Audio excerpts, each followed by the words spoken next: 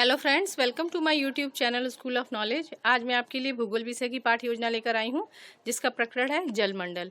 आइए देखते हैं कि जलमंडल के लिए पाठ्य योजना कैसे तैयार करेंगे। तो इसके लिए हम सबसे ऊपर लिखते हैं पाठ्य योजना संख्या, फिर लिखते हैं छात्र अध्यापक या फिर छात्राध्यापिका का नाम, उसके बाद देते हैं विद्यालय का नाम। विद्यालय का नाम वो होता है जहाँ पे आप ट्रेनिंग ले रहे होते हैं, बीएड के लिए या डीएलएड के लिए, बीटीसी के लिए, ठीक है। उसके बाद हम इस तरह से एक टेबल बनाते हैं जिसके अंतर्गत इन 6 बिंदुओं को लिखा जाता है, जिसमें पहला होता है दिनांक। दिनांक वो दिनांक होगा जिस दिन आप ये शिक्षण कार्य करेंगे।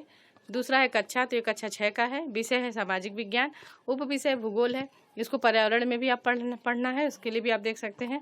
चक्र इसका 7th है और अवधि जो है 40 मिनट की होती है। तो इस तरह से हमें एक टेबल फॉर्मेट में एक ये खाचा तैयार करना होता है। उसके बाद हम लिखते हैं प्रकरण। तो प्रकरण है हमारा जलमंडल।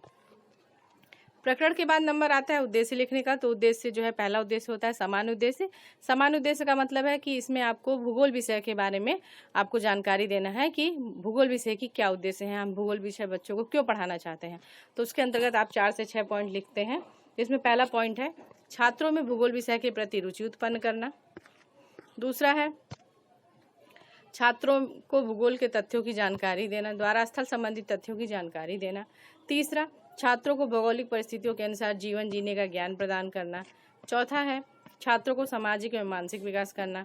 पांचवा, छात्रों को प्राकृतिक सौंदर्य का ज्ञान कराना। और छठा है छात्रों को सामाजिक विज्ञान की उपयोगिता को बताना। तो इस तरह से हमने 6 पॉइंट दे दिए समान उद्देश्य के। उसके बाद नंबर आता है विशिष्ट उद्देश्य का। तो जो विशिष्ट उद्देश्य जो होता है वो आपके प्रकरण से संबंधित होता है और आप उसमें बताते हैं कि आप जो प्रकरण पढ़ाना चाहते हैं वो किस तरह से बच्चों के लिए हेल्पफुल है और आपका क्या उद्देश्य है उस प्रकरण को पढ़ाने का। तो उसके अंतर्गत 3 तरह के उद्देश्य लिखेंगे। तो पहला उद्देश्य है ज्ञानात्मक उद्देश्य। उसमें हम लिखेंगे कि छात्र, पहला पॉइंट, छात्र जलमंडल के बारे में जान सकें, मतलब उनको हम जानकारी देंगे कि जलमंडल क्या होता है। और साथ ही साथ हम क्या बताएंगे उनको कि छात्र जल चक्र के बारे में जान सकेंगे। तो 2 पॉइंट हमने उनको जानकारी दी, ठीक है, ज्ञानात्मक उद्देश्य हो गया। उसके बाद दूसरा होता है बोधात्मक उद्देश्य। बोधात्मक मतलब हमने उनको जानकारी दी, अब हमारा क्या प्रयत्न रहेगा कि हम उनको समझाएं, उनको ये चीज़ समझ में आ जाए, ठीक है। तो इसके अंतर्गत हम लिखेंगे कि छात्र जलमंडल के स्रोतों का अध्ययन कर सकेंगे और दूसरा, छात्र जल चक्र की संपूर्ण प्रक्रिया को समझ सकेंगे, ठीक है। ये हो गया समझना। उसके बाद तीसरा पॉइंट होता है क्रियात्मक उद्देश्य का। कहीं कुछ लोग इसको प्रयोगात्मक उद्देश्य में भी लिखते हैं। तो इसके अंतर्गत बच्चे खुद एक्टिविटी करेंगे। तो उसमें हम लिखते हैं कि छात्र जलमंडल का प्रत्यास्मरण कर व्याख्या कर सके। मतलब इसमें टीचर का काम नहीं है, इसमें छात्र का काम है, स्टूडेंट का काम है। तो छात्र जलमंडल का प्रत्यास्मरण कर व्याख्या कर सकेंगे और दूसरा, छात्र जलमंडल को वर्गीकृत कर सकेंगे। ये स्टूडेंट एक्शन हो गया, ठीक है। उसका नंबर आता है सहायक सामग्री का। तो सहायक सामग्री में हम लिखते हैं कि प्रकरण से संबंधित चार्ट पेपर, शिक्षण उपयोगी सहायक सामग्री आदि, ठीक है। तो हमारा प्रकरण क्या है, जलमंडल। तो जलमंडल से रिलेटेड जो हमारा चार्ट पेपर होगा, जो हमें बुक में बना हुआ है, उसको हम बना देंगे। उसका नंबर आता है पूर्व ज्ञान का। जो पूर्व ज्ञान होता है बहुत इंपॉर्टेंट होता है। पूर्व ज्ञान के आधार पर ही हम बच्चों को नए ज्ञान से जोड़ते हैं, तो इसको हमें जरूर देना होता है। तो इसमें हम लिखते हैं कि छात्रों को अपने आसपास पाई जाने वाली जल स्रोतों की सामान्य जानकारी है। उसका नंबर आता है प्रस्तावना प्रश्न का। तो प्रस्तावना प्रश्न किसी भी पाठ्य योजना का बहुत ही महत्वपूर्ण अंग होता है, इसको बहुत ही अच्छे से बनाना होता है, ठीक है। तो आइए देखते हैं प्रस्तावना प्रश्न कैसे तैयार करते हैं। तो इसमें इस तरह से टेबल बनाते हैं जिसमें 3 कॉलम होते हैं। पहला कॉलम है क्रम संख्या का, दूसरा छात्र अध्यापक या छात्राध्यापिका कथन और तीसरा है छात्र कथन का।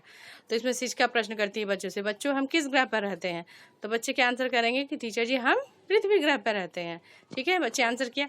फिर हमने जो बच्चों ने आंसर किया उसको लेके एक नया प्रश्न तैयार करेंगे कि अच्छा, तो पृथ्वी ग्रह को नीला ग्रह क्यों कहते हैं, पृथ्वी को नीला ग्रह क्यों कहते हैं। तो बच्चे क्या आंसर करेंगे, जल की अधिकता के कारण पृथ्वी को नीला ग्रह कहते हैं क्योंकि यहाँ पानी बहुत ज़्यादा पाया जाता है। ये सौर मंडल में भी बच्चों को पढ़ाया गया है कि पृथ्वी को नीला ग्रह कहते हैं, इसलिए उनको पता रहेगा, ठीक है। उसके बाद नेक्स्ट क्वेश्चन पूछा कि जल यहाँ आ गया। तो जल को लेके एक नेक्स्ट क्वेश्चन बनाया कि जल कहाँ कहाँ पाया जाता है। तो बच्चे क्या आंसर करेंगे, जल नदी, झील, तालाब, समुद्र, महासागर आदि में पाया जाता है, ठीक है। तो हम नेक्स्ट क्वेश्चन फिर इनके आंसर को लेके करेंगे कि नदी, झील तथा महासागर आदि को हम सम्मिलित रूप में क्या कहते हैं। अगर इनको हम एक कॉमन नाम देना चाहे, एक नाम देना चाहे, तो इसको हम क्या कहेंगे। तो इसको हम क्या कहेंगे, बच्चे हो सकता है इसका आंसर कर दें, हो सकता है बच्चे आंसर नहीं करें।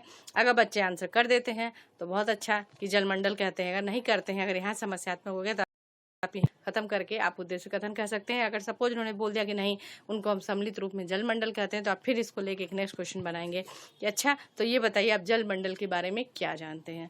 तो आपने क्या पूछा, एक बड़ा क्वेश्चन पूछा, क्या जानते हैं, विस्तृत क्वेश्चन पूछा। या आप ऐसे पूछ सकते हैं कि जल के विषय में आप क्या जानते हैं, जल मंडल के विषय में क्या जानते हैं, जल मंडल से क्या तात्पर्य है। मतलब क्या है, वन वर्ड आंसर नहीं है, इसका आंसर कई वर्ड का आंसर है, कई पैराग्राफ का आंसर है। तो बच्चे क्या है अपने अपने संभावित आंसर देंगे और एक पल आएगा कि वो चुप हो जाएंगे। जैसे ही बच्चे मौन होते हैं तो वो क्या हो गया, उनके लिए समस्यात्मक हो गया। जब समस्यात्मक हो जाएगा तो हम क्या करेंगे, उद्देश्य कथन कहेंगे कि छात्रों आज हम लोग भूगोल विषय के अंतर्गत जलमंडल का अध्ययन करेंगे। ठीक है, उसका नंबर आता है पाठ प्रस्तुतिकरण का। पाठ प्रस्तुतिकरण के लिए इस तरह से हम टेबल बनाते हैं जिसमें 5 कॉलम होते हैं। पहला कॉलम है क्रम संख्या, दूसरा है शिक्षण बिंदु, तीसरा है छात्र अध्यापिका क्रिया, चौथा है छात्र की और पांचवा है श्यामपट्ट कार्य का। ठीक है, तो पहला शिक्षण बिंदु हम लेके चलेंगे। पहला शिक्षण बिंदु हमारा जलमंडल। तो शिक्षिका प्रश्न की है कि जलमंडल के बारे में आप क्या जानते हैं। बच्चे क्या है, मौन है, समस्यात्मक हो गया है। तो शिक्षिका क्या करेगी, अब स्पष्टीकरण देगी कि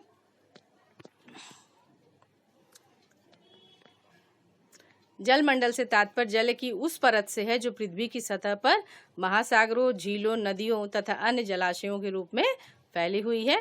पृथ्वी की सतह के संपूर्ण क्षेत्रफल के 71% भाग में जल का विस्तार है, इसलिए पृथ्वी को नीला ग्रह या जलीय ग्रह भी कहते हैं। ठीक है, छात्र क्रिया में लिख दिया कि छात्र ध्यानपूर्वक सुनेंगे। और इधर श्यामपट्ट पे हमने थोड़ा सा शॉर्टकट में जो हम बता रहे हैं बच्चों को मुंह से बोल रहे हैं स्पष्टीकरण उसको श्यामपट्ट पे भी लिखना होता है। तो हमने श्यामपट्ट पे भी लिख के बच्चों को दिखा दिया कि पृथ्वी के संपूर्ण क्षेत्रफल के 71% भाग में जल का विस्तार है। और क्या लिख दिया कि पृथ्वी को नीला ग्रह या जलीय ग्रह भी कहते हैं। ठीक है, ये हो गया आपका पहला शिक्षण बिंदु। फिर से रिलेटेड बोधात्मक प्रश्न पूछेंगे। बोधात्मक प्रश्न क्या होते हैं, बोधात्मक प्रश्न जो आपने पढ़ाया है शिक्षण बिंदु उसी से ही रिलेटेड 1-2 क्वेश्चन पूछने होते हैं बच्चों से कि हमने जो बच्चों को पढ़ाया उन्हें समझ में आया कि नहीं आया। तो हमने क्वेश्चन पूछ लिया पहला कि अच्छा बच्चों बताओ हमारी पृथ्वी के कितने प्रतिशत भाग में जल का विस्तार है। तो बच्चे अगर समझे होंगे, सुने होंगे ध्यान से, तो बताएंगे कि 71% भाग में जल का विस्तार है। फिर दूसरा क्वेश्चन पूछ लिया कि अच्छा ये बताओ पृथ्वी को और किस नाम से जाना जाता है। तो बच्चे आंसर करेंगे इसे नीला ग्रह या जलीय ग्रह के नाम से भी जाना जाता है। तो ये हो गई हमारी पहली शिक्षण बिंदु। उसके बाद हम लेंगे दूसरा शिक्षण बिंदु। तो दूसरा शिक्षण बिंदु है महासागर। ठीक है, तो इसमें पहला विकासात्मक प्रश्न पूछ लिया कि जलमंडल किस किस से मिलकर बना है। तो जलमंडल में क्या क्या कंपोजिशन है, महासागर, झील, नदियाँ, झरना आदि हैं। तो फिर हमने नेक्स्ट क्वेश्चन पूछ लिया महासागर को लेके, अच्छा ये महासागर क्या होते हैं। बच्चे क्या है, मौन हो जाएंगे। समस्यात्मक हो गया तो आप क्या करेंगे, स्पष्टीकरण देंगे। क्या है स्पष्टीकरण, देखिए महासागर पृथ्वी पर स्थित जलमंडल का मुख्य भाग होता है। यह खारे पानी का विशाल क्षेत्र होता है। ये बहुत ही गहरे एवं विशाल होते हैं। विश्व में कुल 5 महासागर हैं जो निम्नलिखित हैं। ठीक है, तो इस तरह से एक टेबल फॉर्म में बनाना है, क्रम संख्या और सागर का नाम और क्षेत्रफल लिख के और उसका तीनों उसके नाम और इस तरह से बनाना है टेबल फॉर्म में। ठीक है, कि प्रशांत महासागर है तो उसका क्षेत्रफल कितना है 16.5 वर्ग किलोमीटर। फिर अटलांटिक महासागर है तो उसका 8.2 वर्ग किलोमीटर। फिर हिंद महासागर है तो 7.3। इस तरह से करके आर्कटिक महासागर और 5वां है अंटार्कटिका या दक्षिणी महासागर। ठीक है, तो उसका एरिया दे दिया, नाम दे दिया 5 महासागर के। ठीक है, फिर इधर साइड में हमने श्यामपट्ट पे भी कुछ और चीज़ें लिख के बता दी। ठीक है, श्यामपट्ट पे लिख के दिखा दिया कि महासागरीय जल कैसा होता है, सदा गतिशील रहता है। ठीक है, सारे महासागर आपस में जुड़े हुए होते हैं इसलिए इनका जल कैसा होता है, गतिशील होता है। उसके बाद इसमें क्या है, इसमें ज्वार भाटा, लहरें तथा धाराएं चलती रहती हैं। समुद्र में क्या होता है, ज्वार भाटा वगैरह आते रहते हैं। और एक पॉइंट दे दिया कि महासागर तल को शून्य ऊंचाई वाला माना जाता है।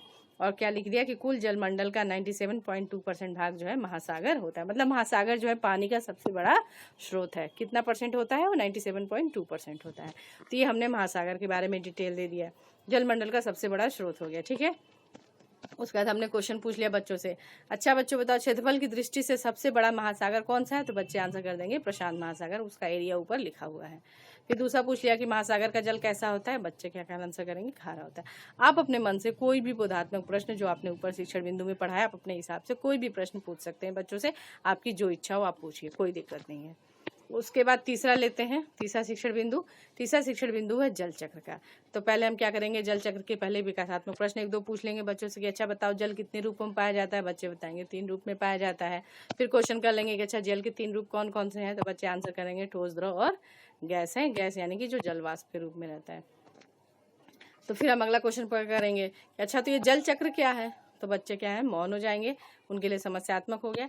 तो हम क्या करेंगे, जब भी बच्चे मौन होंगे, समस्यात्मक हो, तो शिक्षिका क्या करेगी, स्पष्टीकरण देगी। ठीक है, जल चक्र का स्पष्टीकरण देगी कि जल का एक रूप से दूसरे रूप में परिवर्तित होना जल चक्र कहलाता है। यह निम्न प्रक्रिया द्वारा संपन्न होता है। तो कैसे संपन्न होता है, पृथ्वी का जल, पहला प्रोसेस है वाष्पीकरण का, तो इसमें लिखेंगे पृथ्वी का जल वाष्पीकरण द्वारा वायुमंडल में पहुंचता है, जहां जलवाष्प ठंडी होकर पुनः द्रव अवस्था में बदल जाती है। इस प्रक्रिया को संघनन कहते हैं। मतलब पहले क्या हुआ, वाष्पीकरण हुआ, उसके बाद संघनन हुआ। संघनन के बाद क्या कह रहा है कि संघनित जल बादल, ओस, कोहरा आदि के रूपों में पाया जाता है। संघनित जल की बूंदों के पर्याप्त भारी हो जाने के पर यह वर्षण के रूप में पुनः पृथ्वी पर आता है। वर्षण किस रूप में होता है, वर्षा, फुहार, ओला, हिमपात आदि के रूप में होता है। तो इस तरह से जल चक्र चलता रहता है। मतलब पानी पहले इवोपरेट हुआ, पानी जल था, जल को इवोपरेट किया, वाष्पीकरण हुआ तो किसमें बना, जलवाष्प में। और जब ऊपर जाने के बाद जलवाष्प ठंडी हो गई तो वो किसके रूप में इकट्ठी हुई, कंडेंस हुई, वो ओला, हिमपात के रूप में कंडेंस यानी कि ठोस में बदल गई, और फिर पृथ्वी पर वापस जो है वर्षा के रूप में वापस आ जाती है। तो फिर से वो द्रव में बदल जाती है। तो मतलब तीनों रूप जो है पृथ्वी पे पानी का, वर्षा का चलता रहता है जल चक्र। तो कहा जाता है कि जल चक्र नियमित चलने वाली प्रक्रिया, और जल जो है कभी भी समाप्त नहीं होता, ये प्रोसेस चलता रहता है। तो हम इधर साइड में श्यामपट्ट पे भी कुछ चीजें और लिख के दिखा देंगे बच्चों को कि वाष्पीकरण, श्यामपट्ट पे लिख दिया कि वाष्पीकरण, संघनन तथा वर्षण की प्रक्रिया लगातार चलती रहती है। जल चक्र एक सतत चलने वाली प्रक्रिया है। और इस तरह से हमने एक डायग्राम बना के बच्चों को दिखा देना है, गोल सा डायग्राम बनाया, और इसमें तीनों ही पॉइंट को दिखा देंगे कि वर्षण, वाष्पन और संघनन तीनों ही चीजें प्रोसेस आपस तुरंत लगातार एक कंटिन्यूस वे में चलती रहती हैं, कभी रुकती नहीं है। ठीक है, उसका इससे रिलेटेड बोधात्मक प्रश्न पूछ लिया कि ओला तथा हिमपात जल की कौन सी अवस्था है, तो कौन सी अवस्था बच्चे आंसर क्या करेंगे, ठोस अवस्था है। फिर दूसरा बता दिया जल चक्र के 3 मुख्य सोपान कौन कौन से हैं, तो 3 सोपान कौन सा, पहला वाष्पीकरण, दूसरा संघनन और तीसरा वर्षण। ठीक है, उसका इससे रिलेटेड पुनरावृत्ति प्रश्न पूछ लेंगे। तो पुनरावृत्ति प्रश्न जो है आपने तीनों शिक्षण बिंदु पढ़ाया है, तीनों ही शिक्षण बिंदु से एक एक प्रश्न पूछना होता है। आप कुछ भी प्रश्न पूछ सकते हैं। तो हमने सीधे सीधे मेन जो प्रश्न पूछा था वही रख दिया है कि जलमंडल से क्या तात्पर्य है। फिर पूछ लिया कि विश्व में कुल कितने महासागर हैं, और तीसरा पूछ लिया कि जल चक्र के मुख्य सोपान कौन कौन से हैं।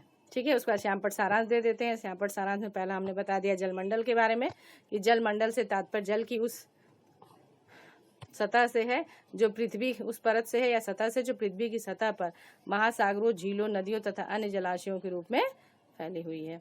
फिर दूसरा पॉइंट दे दिया महासागर के बारे में कि महासागर क्या, ये जलमंडल के मुख्य भाग होते हैं। ये जलमंडल का 97.2% भाग महासागर होते हैं। ये 5 प्रकार के होते हैं। पांचों का नाम दे दिया कि प्रशांत, हिंद, अंटार्कटिक, अटलांटिक और आर्कटिक, ये 5 महासागर के नाम दे दिए। उसका तीसरा पॉइंट समझा दिया जल चक्र का श्यामपट्ट पे कि जल चक्र का तात्पर्य जल के तीनों रूपों के आपसी परिवर्तन से है। जल चक्र में वाष्पीकरण, संघनन तथा वर्षण की प्रक्रिया लगातार चलती रहती है। ठीक है, तो ये हो गया आपका श्यामपट्ट सारांश। श्यामपट्ट सारांश के बाद गृह कार्य का नंबर आता है। तो गृह कार्य में हमने क्वेश्चन पूछ दे दिया बच्चों को कि बताइए बच्चों ये जो है महासागर कितने हैं तथा कौन कौन से हैं, याद करके आना है। और दूसरा प्रश्न दे दिया कि जल चक्र को याद करके आना है। तो 2 महासागर क्वेश्चन दे दिया हमने याद करने के लिए। तो फ्रेंड्स, इस तरह से हमारी पाठ्य योजना समाप्त होती है। फ्रेंड्स, ये थी हमारी आज की पाठ्य योजना जलमंडल। अगर आपको मेरी वीडियो अच्छी लगी तो प्लीज़ इसे लाइक करें, शेयर करें और मेरे चैनल को सब्सक्राइब करें और कमेंट जरूर करें। अगर आपको जैसा भी लगा आप कमेंट जरूर करें, और नेक्स्ट वीडियो के लिए आप मेरे चैनल पर बने रहें। और ठीक है, फिर मिलते हैं नेक्स्ट वीडियो में। Take care, bye.